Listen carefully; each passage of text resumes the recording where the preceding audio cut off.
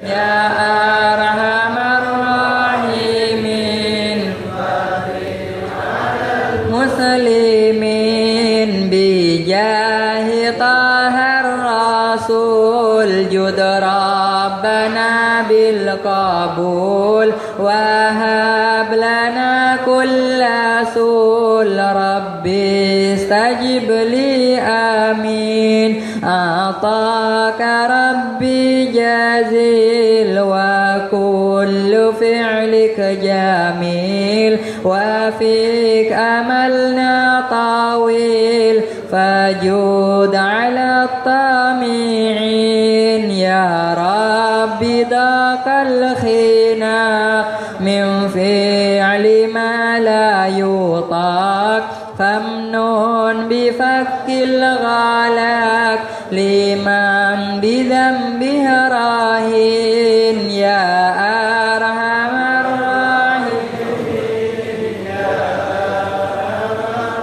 Rahimin Ya Arhamar Rahimin Farrij muslimin Waghfir likulli dhunub Wastur likulli al-uyub Wakshif likulli al-kurub Wakfi adhal muadhin Wakhatim bi ahsan khitam Idha dana al-insiram Wahana haynul himam Wazada rashhul jabin Thumma salah wassalam Ala syafi'il anam Wal ali ni'mal kiram Was-sahbi wat-tabi'in Ya Arhamar Rahimin Ya Arhamar Rahimin Ya Arhamar Rahimin إلى روح ثم حسس أن رسول شعب الرحيم موزير كم قلبا قلن جاشم عشاري جاسن من المعرفين وقينا المعرفين ومن المعرفين ومن صالح هارون شوي شمسرين أبا صلى الله عليه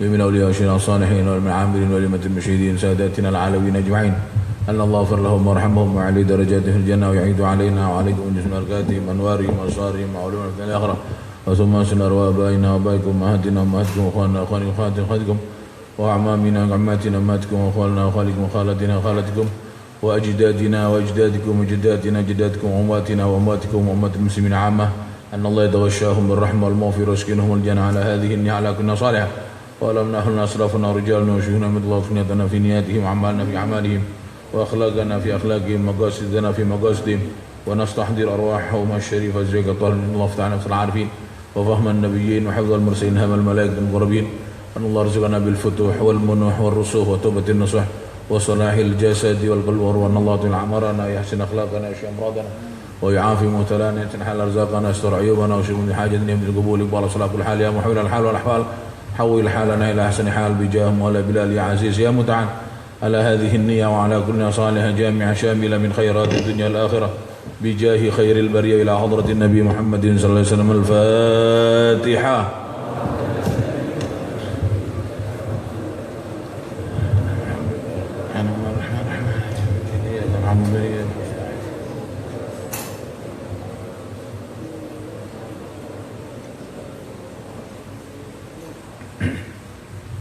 Assalamualaikum warahmatullahi wabarakatuh.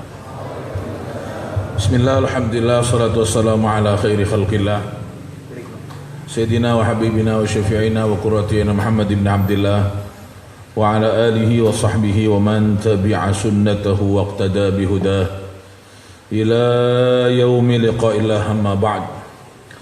Para hadirin, para jamaah, para pengunjung taman surga yang dimuliakan oleh Allah, alhamdulillah, panjatan puja serta puji syukur kehadirat Allah Subhanahu wa taala pada hari-hari terakhir, di minggu terakhir tidak terasa di bulan yang mulia yaitu bulan Rajab. Kita sudah sampai pada bacaan Subhanar Raufir Rahim, pertanda sudah berada di 10 malam terakhir di bulan Rajab. Barik lana fi Rajaba wa Sya'bana wa ballighna Ramadan fi sihhatin wa afiyatin wa salamatin wa maghfiratin wa ridwan bi jahi sayyidil aqwan ya Rahim ya Rahman. Melanjutkan pengajian kita, kemarin terakhir kita bahas tentang hukum bersiwak. Ada kalanya hukum bersiwak itu adalah wajib. Kapan? Ketika mulut kita terkena najis dan najis itu tidak bisa hilang kecuali dengan bergosok gigi atau bersiwak, maka bersiwak pada saat itu hukumnya wajib. Ada kalanya bersiwak itu hukumnya atau orang yang berbau mulut. Orang yang berbau mulut yang pasti mengganggu orang yang di sekitarnya, dan dia akan melaksanakan kewajiban yang harus berkumpul dengan orang banyak seperti melaksanakan kewajiban sholat Jumat. Sedangkan dia mau tidak mau harus Jumatan, tapi berbau mulut, yang bau mulut itu bisa hilang kalau dia sikatan atau siwak, maka bersiwak saat itu juga hukumnya wajib. Selanjutnya,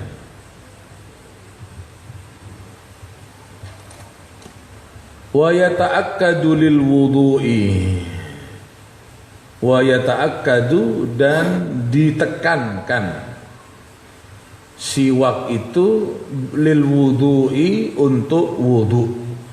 Jadi ditekankan, ada penekanan khusus, siwak itu diantaranya untuk berwudu.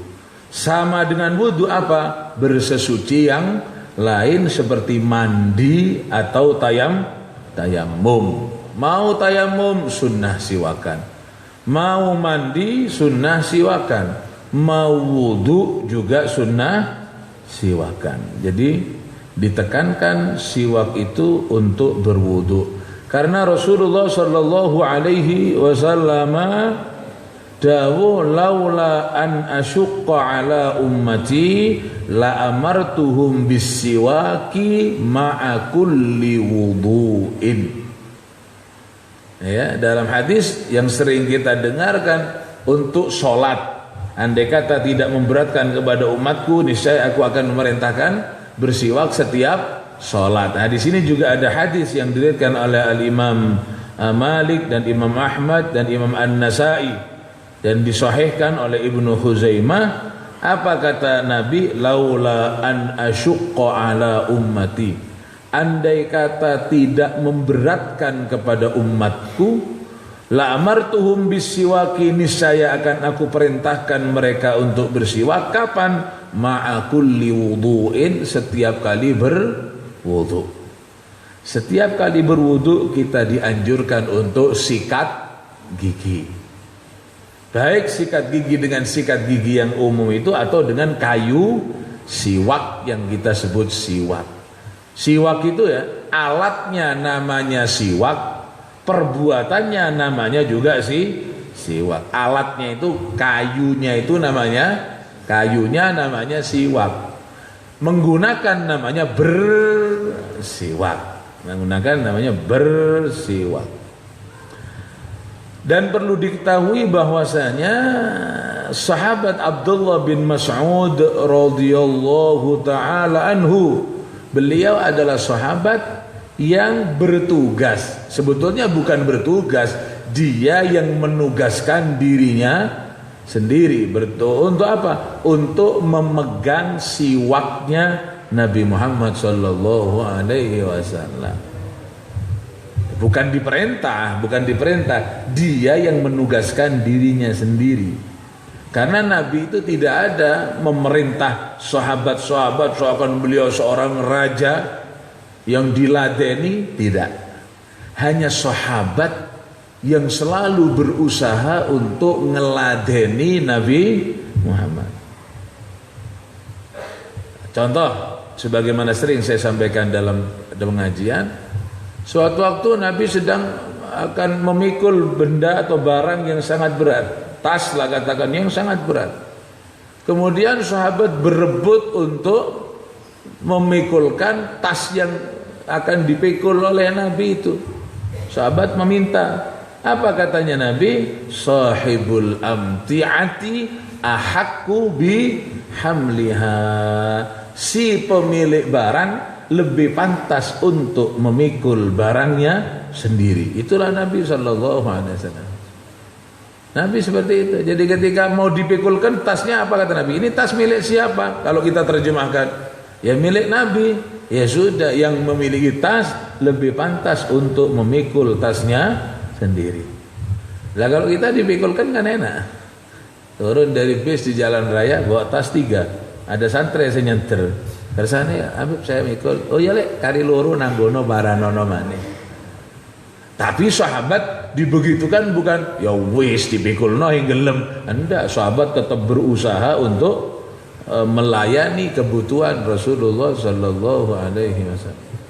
Begitu pula dalam riwayat sahabat Abu Dzarrin kalau tidak keliru, ketika Nabi membawa timba, kalau bahasa kita, untuk memerah susu, direbut timba itu oleh sahabat Abu Dzar sambil mengatakan, biarkan saya yang memerahkan susu untuk panjenengan wahai Nabi Muhammad.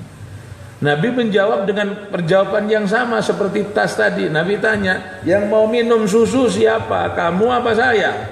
Nggih panjenengan. Ya sudah, yang akan meminum susu lebih pantas untuk memerah susu. Artinya ojo sirang melbu kandang isun hangombe. Apa terus sahabat terus mundur? Akhirnya keesokan harinya tidak dipereskan. Oh Nabi tidak mau. Tidak, tapi kenapa? Sebelum timba dipegang oleh Nabi untuk memerah susu, timba sudah terisi. Kenapa? Karena sahabat terlebih dahulu memerahkan susu untuk Rasulullah sallallahu alaihi wasallam. Termasuk sahabat Abdullah bin Mas'ud adalah sahabat yang menugaskan kepada dirinya sendiri, satu, untuk memegang siwaknya Nabi Muhammad, yang kedua untuk memegang sandalnya Nabi Muhammad sallallahu alaihi wasallam. Ya, Nabi kalau mau siwakan, yang megangkan siwaknya ini sahabat Abdullah bin Mas'ud, dan memegang sandalnya beliau sallallahu alaihi wasallam. Dan dalam sejarah kehidupan beliau, sahabat Abdullah bin Mas'ud ini adalah sahabat yang selalu berpenampilan rapi. Tidak kemproh itu, tidak, rapi penampilannya. Bajunya selalu rapi gitu, bersih, selalu harum, dia pakai wangi-wangian. Sehingga sahabat yang lain melihat, hebat Ibnu Mas'ud ini. Tampil rapi, tidak kompros, beceng, apek, keleknya kecut, itu tidak ada. Rapi, bersih gitu. Dilihatin semua orang, lihat senang. Apa ketika ditanya, kenapa panjenengan sahabat Abdullah bin Mas'ud kok selalu berpenampilan seperti ini rapi? Apa kata beliau? Tugasnya apa tadi? Memegang sandal dan memegang siwak. Ketika ditanya, kenapa pencapaian ini kok selalu rapi? Karena saya menghormat sandalnya Nabi Muhammad sallallahu alaihi wasallam. Inilah jawaban seorang yang cinta kepada seorang, jawaban seseorang yang sangat menghormat seseorang. Andai kata beliau, iya saya rapi gini menghormat Nabi, kan pantas ya. Tapi Ibnu Mas'ud merasa dirinya belum pantas sampai pada tingkatan menghormat Nabi, menghormat sandalnya. Tadi katanya, kenapa kok rapi-rapi terus Abdullah bin Mas'ud? Iya, saya rapi gini, saya menghormat sandalnya Nabi yang selalu saya pegang. Saya merasa, artinya merasa tidak pantas dirinya kalau memegang sandalnya Nabi dalam kondisi badan yang tidak rapi. Saya menghormat sandalnya Rasulullah SAW. Sehingga dikatakan bahwasanya ketika sahabat Abdullah bin Mas'ud sedang memetik kayu siwak, ya kayu siwak itu pohonnya tidak besar seperti pohon mangga, rambutan, tidak. Sehingga ketika beliau kan pendek itu, kalau bahasa kitanya apa? Cebol ya. Cebol, bahasa Indonesia kerdil lah. Ya, kotek ro kene ngene, Pak. Cebol. Ibnu Mas'ud itu tingginya hanya 1 dhira'. 1 dhira' itu ya kurang lebih 1/2 meter. Ini gini sak meja ini dhuwure. Tapi luar biasa, siapa yang memenggal leher Abu Jahal, musuh besar? Abdullah bin Mas'ud. Ya, siapa yang berani tampil untuk membacakan Al-Qur'an di hadapan orang-orang kafir Quraisy? Abdullah bin Mas'ud. Nyaline gede. Kalau kita ini kan awak gede, nyali celek. Lagi mau perang, mau beli Abu Jahal, mau kawin, wedi dulu dia. La ilaha illallah. Kemudian apa katanya Abdullah bin Mas'ud ketika memetik kayu siwak, angin keras rubuh sak kayune. Lah yang cebol gelundung ya namanya beliau orang cebol, Pak. Diterak angin gelundung. Banyak orang tertawa. Ya maklum kan wajar. Orang ini kalau melihat sesuatu yang lucu, ya ketawa. Kalau ada sesuatu yang sedih, ya nangis. Berarti itu namanya wajar dan waras. Lah kan iya, sampai ini kan guyon, itu waras berarti. Susah nangis. Ya kalau sebaliknya berarti edan kan. Wah ya orang nguyum dong. Berapa? Waktu yang gelap dengan saya paling takut seperti itu. Saya kalau pengajian ceramah, saya guyon terus ada yang menang gini, saya siap-siap. Saya nggak ngalak betor ya mari. Karena tondo keedanan, ada saja. Kita pengajian, kita selingi dengan humor, gurau, ada yang bingung. Edan ini berarti. Lalu yang lain yang waras-waras mesem, ya mesem kata-kata. Nah wita coba dakan tawin aja nengenang. Itu saya sama nyekel mic, hati-hati, awas moro-moro jut waktu, sandal di bahaya. Karena orang waras tapi ketika wayahnya gemuyu, wayah nangis. Mana bukti nak gelak mah totok colok nah. Gila ruanya mana. Wajarlah orang melihat sesuatu yang lucu itu tertawa. Tapi Rasul sallallahu alaihi wasallam bisa memandang apa-apa yang tidak dipandang oleh sahabat. Bisa mengetahui apa-apa yang tidak diketahui oleh orang pada umumnya. Sehingga ketika orang-orang tertawa melihat ada Ibnu Mas'ud gelundung, Nabi tanya, "Apa yang kau tertawakan?" Katanya orang-orang, ya Ibnu Mas'ud, Kanjeng Nabi cebol diterak angin gelundung. Apa kata Nabi? "Jangan kau tertawakan Ibnu Mas'ud. Betisnya Ibnu Mas'ud yang hanya sakilan begini, nanti di akhirat ketika ditimbang pahalanya lebih besar daripada gunung Uhud yang menjulang tinggi." Nah, jadi guyu-guyu kata Nabi, sikile Mas'ud yang sakilan ketika adung ditimbang gunung akhirat lebih apa timbang gunung Uhud yang duri. Kenapa? Kaki yang kecil tapi memiliki manfaat yang sangat besar. Di mana beliau Nabi salat, Ibnu Mas'ud adalah makmumnya. Di mana Nabi mengajar, Ibnu Mas'ud adalah muridnya. Di mana Nabi berperang, Ibnu Mas'ud adalah prajuritnya. Walaupun sikile sakilan, ternyata mengandung makna yang sangat luar biasa. Bahkan kata Nabi lebih berat daripada Uhud yang menjulang tinggi. Ya kadang kene kan oleh sikil gede soko rajo. Monsoro sepak bola bodoh ya ada. Lek tibok ngadep gede gitu. Melayu mana. Metu gede dua ni dua. Lari lagi, terawih mundur. Itu walaupun kakinya besar, pahalanya isinya kayak semat. Abdullah bin Mas'ud. Naam, likulli wudu'in bersiwak setiap wudu. Kapan? Wa mahalluhu baina ghaslil kaffaini wal madmadati. Kalau sampean tanya kapan sunnah bersiwak ketika wudu, yaitu sesudah mencuci tangan sebelum berkumur. Nah, kita kan kalau wudu ya, kan pertama cuci tangan dulu, sunnah kan, sunnah cuci tangan, habis itu mengambil air untuk kumur-kumur dan untuk menghirup air ke hidung kan begitu. Nah, siwak di mana tempatnya? Siwak di tempatnya habis cuci tangan, siwakan, habis siwakan kumur-kumur, menghirup air di hidung kemudian wudu.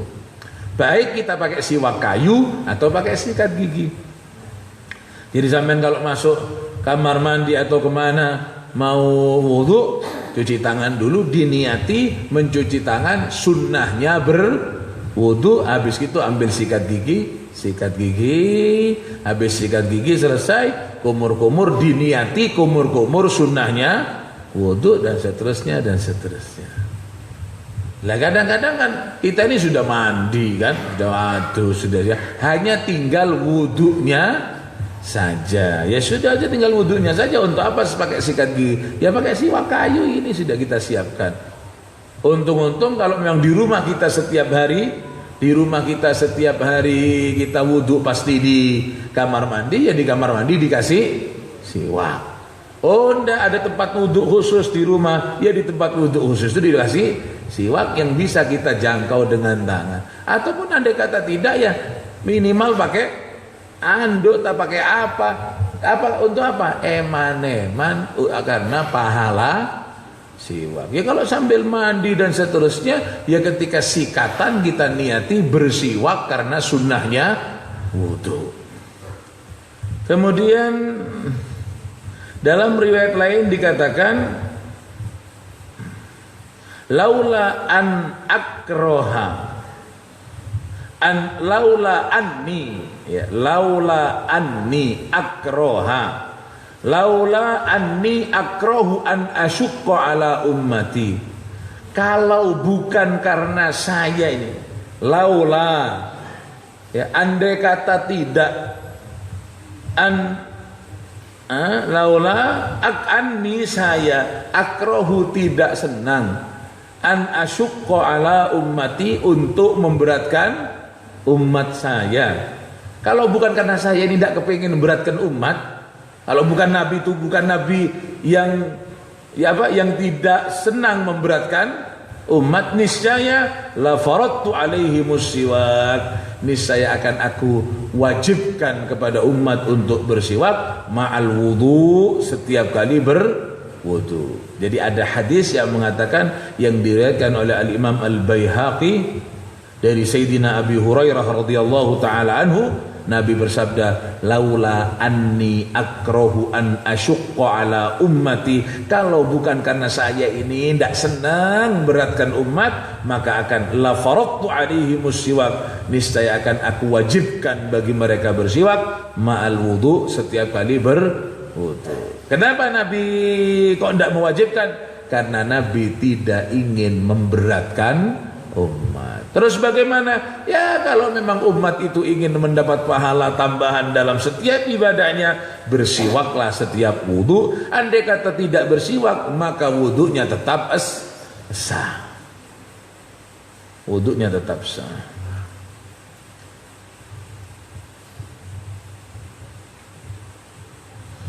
Wa bahatha al-Adra'i wa ghairuhu annahu law tarakahu awwal al-wudu sunna lahu an ya'tiya bihi athna'ahu kat tasmiyati. Sebagian juga mengatakan, di antaranya al-Imam al-Adra'i mengatakan, andai kata law tarakahu awwal al-wudu, andai kata orang ini lupa bersiwak ketika awalnya berwudu. Jadi sudah cuci tangan, habis gitu kumur-kumur, habis gitu menghirup air, habis gitu kok langsung cuci muka, nawaitul wudu fardhalillahi ta'ala, lelali, saya belum siwakan. Dia sudah saat itu ambil siwakan, niat sunnahnya wudu. Setelah itu apa, ngulang? Ya tidak usah melanjutkan membasuh tangan dan seterusnya. Sama dengan sholat. Kita mau sholat, sunnah siwakan berapa? Nanti di belakang ada 70 kali sholat, 70 kali lipat timbang tidak menggunakan siwakan, eman gitu. Ketika kita sholat, siwak kita taruh di sini. Usolli fardhu isya imamuman, Allahu akbar. Sudah mulai sholat, di tengah-tengah kok eling, saya tidak siwakan. Kalau siwakan 70, kalau tidak siwakan 1. Emang bagaimana? Gunakanlah siwak di tengah-tengah sholat. Gimana? Ya diambil siwaknya, siwakan, dimasukkan lagi. Kan batal. Nah, ini yang perlu panjenengan tahu. Batalnya bergerak di dalam sholat itu apabila gerakan itu 3 kali berturut-turut. Contoh gampangnya, jalan, sampean sholat, jalan 1, 2, langkah ketiga sholatnya batal karena dia telah bergerak 3 kali berurutan. Tapi kalau dicecil siji-siji, walaupun 1000 kali sholatnya tidak batal. Kenapa? Setiap ada spasi berhenti dan memulai lagi dihitung satu lagi. Jalan 1, 2, kan 2. Mandek sebentar, setelah itu maju lagi, dihitung berapa? 1 lagi, maju lagi 2. Setelah itu mandek sebentar, maju lagi, dihitung berapa? 1. Mungkin takbirnya di bulusan, bisa nanti salamnya di ketapang. Bisa. Onda beraki takbir di pondok ini, nanti salamnya di papreng sana barat. Wudunya tidak, sholatnya tidak batal, tetap sah. Kenapa? Karena dia melangkahnya tidak 3, 1 atau 2 mandek, 2 mandek. Oh jadi boleh beb takbirnya di bulusan, salamnya di papreng. Boleh, cuma yang perlu ditanya mau apa sampai takbir di bulusan, salam di papreng. Mau apa? Oh, sembahyang melaku-melaku. Tapi selama gerakannya tidak 3 kali berturut-turut, sholatnya tetap sah. Keterangan gampangnya seperti itu. Lah apa kaitannya dengan siwak? Lah ketika kita sholat, ya Allahu Akbar, iya, terus ingat dulu siwakan, nah kan bisa diambil. Tek, berapa ini? 1, menang dulu, keluarkan, berapa? 1 lagi kan gitu ketika berhenti. Ini, mari sudah, berapa sudah? 1 lagi, masukkan lagi, berapa gerakan? Berapa gerakan? Ya 1 berarti kan, ini gini, ambil, berapa? 1, berapa? 1, menang, masukkan lagi, berapa? Batal enggak salatnya? Batal enggak salatnya? Enggak batal, dia sudah dapat pahala siwak. Yang penting siwaknya siap. Kalau mau golek-golekan, oh, ya berapa gini-gini ya. Walaupun sebetulnya jari-jari ini tidak membatalkan, tapi sudah tuh lama-lama muni endi siwak mau ya bukan batal Pak Ajur. Ya kalian sebut endi siwak. Nawi kelalen iya kan abu tua iya. Lah andai kata tidak mungkin seperti itu, walau bikumi ahadikum, walaupun dengan kain lengan. Artinya bagaimana? Ketika sholat lupa, ya ini saja diangkat. Terus lanjutkan sholatnya. Kan tidak sampai, ya dihitung sendirilah, yang penting tidak sampai 3 gerakan. Sama kalau ini wudu, andai kata anna walau taraka awal wudu sunnah lahu an ya'tiya bihi athna'ahu, disunnahkan untuk membaca basmalah di tengah-tengah wudunya, katasmiyati, seperti basmalah. Disunnah untuk bersiwak di tengah wudunya seperti orang yang makan lupa baca bismillah. Makan tengah-tengah makan baru eling, saking semangatnya mangan ya. Saking semangatnya makan, tengah-tengah makan baru ingat durung bismillah, langsung bismillahirrahmanirrahim. Agar supaya apa? Agar supaya setan yang membarengi kita ketika makan karena tidak membaca basmalah, setan itu lari daripada kita sehingga makan kita tidak dibarengi oleh setan. Dibarengi itu gimana dibarengi itu? Apa setannya ikut mangan dengan artian mengambil jatah makan kita atau bagaimana? Ya kalau memang zahirnya bahwa setan ikut makan, ya bisa jadi setan ikut mengambil bagian daripada nasi tersebut. Sehingga katanya kalau orang tidak baca bismillah, tidak kenyang karing, warak nawihing mojo bismillah. Ada yang sudah bismillah tetap 5 piring, ada ya macam-macam lah. Nah, yang penting ketika makanan kita tidak dibacakan basmalah, yang pasti bahwa keberkahan makanan itu tidak sampai kepada kita. Artinya setan ikut andil dalam makanan tersebut, dengan artian makanan makan hasil dari makan tersebut tidak bisa digunakan untuk menambah kekuatan dalam ibadah. Lah kalau mau coba bismillah, melayu setan. Itu diantaranya arti bahwa ketika tidak baca bismillah setan ikut makan, ketika baca bismillah makanannya dimuntahkan oleh, artinya setan tidak ikut andil dalam makan tersebut. Kalau muntah-muntah, nanti tidak mau bismillah sengaja, dapat separuh buru bismillahirrahmanirrahim, kapok suruh muntah ya. Lagi apa perlunya? Perlu nih apa sampai buat setan muntah. Jadi disunahkan seperti itu ya. Kalau lupa siwakan di tengah wudhu disunahkan, di awal wudhu disunahkan, di tengah wudhu wassalati, dan dikuatkan, dianjurkan, ditekankan bersiwak itu kapan? Ketika akan sholat. Likulli ihramin, setiap kali akan takbiratul ihram, bi fardin, baik sholat fardu au naflin, atau sholat sunnah, atau apa perbuatan yang disamakan dengan sholat. Seperti apa? Sajdati tilawatin, seperti sujud tilawah, au syukrin, atau sujud syukur, atau sujud syukur. Jadi kalau mau sholat setiap akan takbiratul ihram maka disunnahkan untuk bersiwak.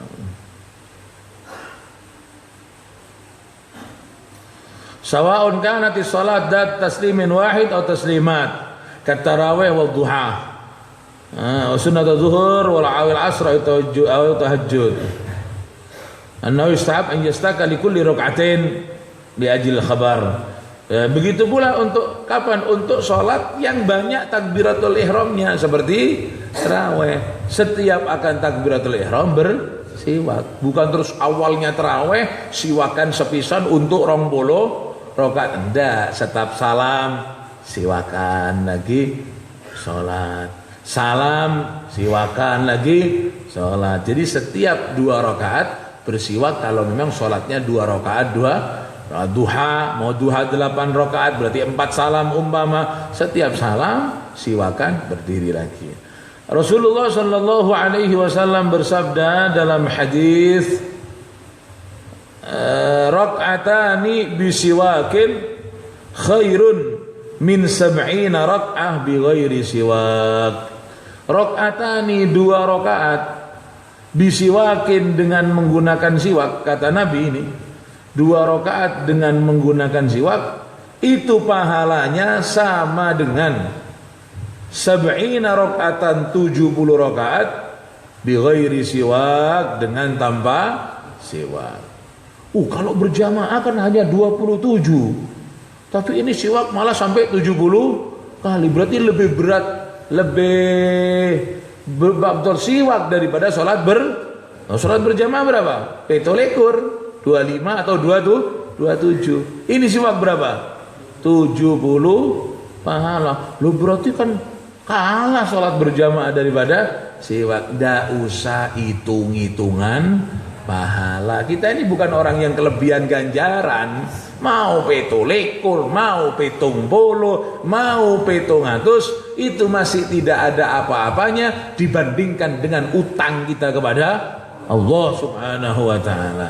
Hanya saja ulama mengatakan persatunya siwak itu tidak bisa dibandingkan dengan persatunya berjamaah. Jamaah 17 bahasa kampungnya, jamaah 17 tapi 17 lemu-lemu. Itu siwak 70 tapi 70 kurus. Artinya ya tetap lebih besar 27-nya berjamaah timbang 70-nya siwak ya. Tapi kita tidak perlu hitung-hitungan seperti itu, mau lemu mau kuru, yang namanya pahala dengan ridhonya Allah kita tetap haus diberi berapapun saja oleh Allah. Sama dengan barang siapa yang begini diampuni dosanya, itu dosa kecil apa dosa besar? Kau ya kan hidup dosa, baik takon-takon.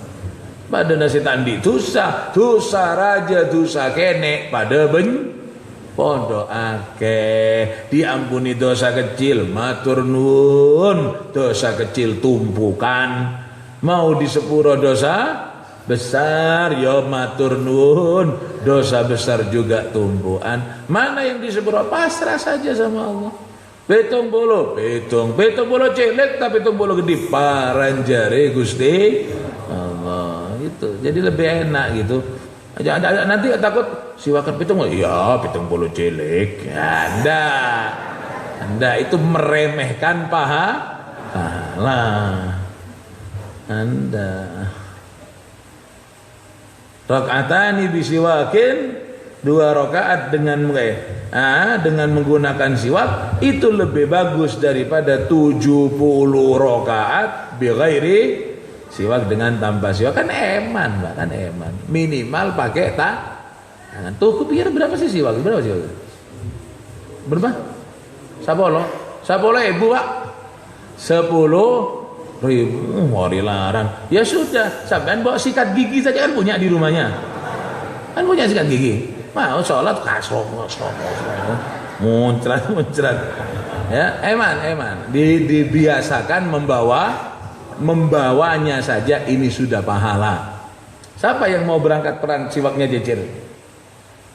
Ada salah satu pemimpin khalifah ketika akan berangkat dengan pasukannya mau maju medan perang, di tengah jalan dia, siwak saya lupa, balik Pak. Apa nyuruh orang? Enggak, balik sak pasukannya sak drumbennya gerontang. Dalam rangka apa? Dalam rangka menjemput sunnah Nabi Muhammad sallallahu alaihi wasallam. Dalam rangka menjemput sunnah. Itu enggak siwak cecer, siwak belaka. Rokok cecer putar balik kan. Nah, jadi sampean dengan bawa siwak ini niat ono yang banyak. Niat menggunakan siwak sunnah, niat juga mengkampanyekan sunnah Nabi Muhammad, mengkampanyekan sunnah Nabi. Lah kalau sampean ikut mengkampanyekan calon dapat sembako kan begitu, apalagi mengkampanyekan sunnah Nabi. Apa yang diberikan Rasulullah kepada kita nanti di akhir kan gitu. Jangan sampai umat Islam tidak tahu sih siwak. Sebagaimana sering saya katakan, saya pernah pengajian di Kampung Melayu. Kampung Melayu gini. Pernah saya pengajian di Kampung Melayu di perapatan Lori Masjid. Kalau tidak lupa saya dulu ketika Jamiah Khatmil Quran Kampung Melayu itu. Saya munggah pentas siwakan. Ada yang ngerasani ya, mangan paran kiai ini kau. Wes, adung bodoh. Murakab seperti itu bodoh dideweki. Masa hari gini Islam sudah 1400 tahun yang lalu ndak ngerti siwak kan? Hah? Mulai bengen nanti sudah 1430 berapa tadi Hijriah? 8 Hijriah, sudah 14 abad. Hari gini masih tidak tahu siwak. Saya kalau bawa siwak itu sengaja, terserah saya dianggap sombong, teparan jadi riko. Saya sengaja munggah mimbar, saya sengaja keluarkan siwak. Saya satu sunnah dan untuk mengingatkan kepada umat bahwa Nabi kita mensunnahkan menggunakan siwak. Kan gitu. Memang sengaja. Lah ini saya siwakan ada emak, kan pendek pentasnya gitu di perapatan gitu. Jadi parek sama saya. Saya siwakan. Mangan paran kiai ini kau. Saya menang saja loh, ya gemuyu ya. Mau diuel ya bodoh. Mangan paran. Ada anaknya mungkin SMP. Mak mangan kayau. Dikira jararan baluk nabi. Wes mangan kayau. Masa mau pidato mangan kayau? Nawindadi nabi. Akhirnya disuwiti, nggak sweet. Mangan. Terus juga saya pernah di tokonya siapa ya, jualan siwak di tempat di toples itu. Ada toko keluarga kita di banyak jualan siwak di tempat di toples. Ada pembeli tanya, ini kayu apa? Senang. Di Banyuwangi sini ada toko keluarga kita, tua habaib ini jualan siwak di tempat toples gitu. Tanya, ini kayu apa? Saya pas di sana logo, saya bilang kayu siwak. Untuk apa? Nggak ada bu, mainan sebenarnya. Dan terus kalau dijelaskan ngelenti itu, saya ini kayu siwak untuk apa? Jimat. Nah, jadi memang harus siwakan. Bawa siwak ya. Bawa siwak. Ndak engkau kelalen hingdinggo, gawa saja sudah untung. Bawa saja. Dia niat apa? Membawa sesuatu yang disunahkan oleh. Ya kan sama saja dengan bawa sikat gigi. Ya tidak apa-apa, mulai besok ngaji dengan bawa sikat gigi sama saja. Tidak usah mempengkayu. Sikat gigi, tidak apa-apa. Terserah sampean. Saya biasanya pakai areng, gue wareng. Gawa botol. Ribut sampean ini urusan sikat. Jangan dibuat ribut, Pak. Ya, sudah bawa siwak dengan penuh kesadaran bahwa Nabi pakai yang seperti ini, gitu saja sudah. Nah, nanti akan kelihatan tingkat mahabbah kepada Rasulullah sallallahu alaihi wasallam. Demikian, semoga manfaat. Sudah Isya, kita lanjutkan pada pertemuan yang akan datang insyaallah. Diumumkan malam hari Senin subuh peringatan Isra Mi'raj Nabi besar Muhammad sallallahu alaihi wasallam di tempat ini. Hari Senin subuh. Makanya Ahad subuh di Cungking prei, dipindah hari Senin subuh, diharap kehadirannya. Muslimat disiapkan tempat. Andai kata mau ikut hadir dengan cara yang baik dan benar, disiapkan tempat. Hari Senin subuh persis tanggal 27 Rajab, di salat subuh berjamaah, habis salat langsung acara dimulai. Insyaallah mau'izah hasanah akan disampaikan oleh Al-Habib Al-Ustadz Muhammad Jawad As-Sagaf. Wah, ini lakonnya metua. Andai kata ludruk ini sudah minyak jinggonya keluar. Pertanda kiamat sudah dekat. Berarti mes subuh kan begitu.